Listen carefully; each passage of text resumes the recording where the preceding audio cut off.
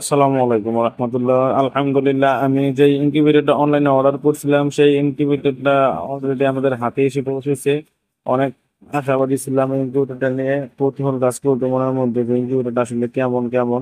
তো হাতে পাওয়ার পরে একটা ঝটকা লাগে, যে ঝটকাটা হচ্ছে গিয়ে আমি অর্ডার দিয়েছিলাম ডিসি এসি ডিসি কন্ট্রোলার এবং মানে এসি ডিসি, কিন্তু আমি হয়তো বুঝি না নাই যে অনেকেই বলে বা ডেলিভারি ম্যানের কাছেও জিজ্ঞাসা করছিলাম, ডেলিভারি ম্যান এমনটাই বলছিল, আপনাকে বলছিল ব্যাটারি দিবে ডিসির। না, এমন কোনো কিছু আমাকে বলে নাই, কিন্তু বলছিল যে এসিডিসি এসিডিসি হবে 3 ঘন্টা ব্যাকআপ দিবে, কিন্তু ব্যাকআপ কিভাবে দিবে? ব্যাটারি কন্ট্রোলার দিয়ে কি ব্যাকআপ দিবে 3 ঘন্টা ব্যাটারি ছাড়া? তো আপনি কিভাবে বলেন? তারপরে আমি যারে অর্ডার দিচ্ছি তার কাছে ফোন দিচ্ছি, তার কাছে ফোন দেওয়ার পরে সে সম্পূর্ণটাই আমাকে বললো। তারপরে বলছিল যে একটা ব্যাটারি দিয়ে দিবে, কিন্তু এর বিনিময়ে আমার কাছ থেকে চাইছিল 3,500 টাকা। কিন্তু তারপর টাকা কম দিছে, আমি 2,500 টাকার মাধ্যমে আমাকে দিছে, কিন্তু ব্যাটারি ছাড়া। ব্যাটারি বলছিল আমাকে নিয়ে নেওয়ার জন্য, তো আমি ইনশাল্লাহ ব্যাটারিটা নিয়ে নেবো। এভাবেই কাজ করবো ইনশাল্লাহ।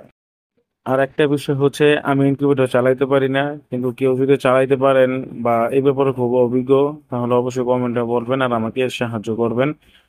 আর এই প্রথমে আমি ইনকিউবেটর চালাইতে যাচ্ছি, আর এগুলো হচ্ছে আমার বাসায় যে মুরগি আছে এই মুরগি থেকে ডিমগুলো সংগ্রহ করছিলাম, আর এই ডিমগুলাই দিছি। আমি একটা ভিডিওতে দেখছিলাম, দেখার পরে মানে কিছুটা অভিজ্ঞতা নিয়ে তারপরে বসাই। কিন্তু কথা হচ্ছে যে এখানে আমার মুরগির ডিম ছিল 45টা। তো আমি 45টা ডিম ডিম দিয়ে শুরু করবো ইনশাল্লাহ, বসাই দিয়েছি। তো দেখা যাক কতগুলো সিটে, তারপরে আপনাকে সম্পূর্ণটা দেখাবো কতগুলা ডিম থেকে বাচ্চা ফুটে বের হয়।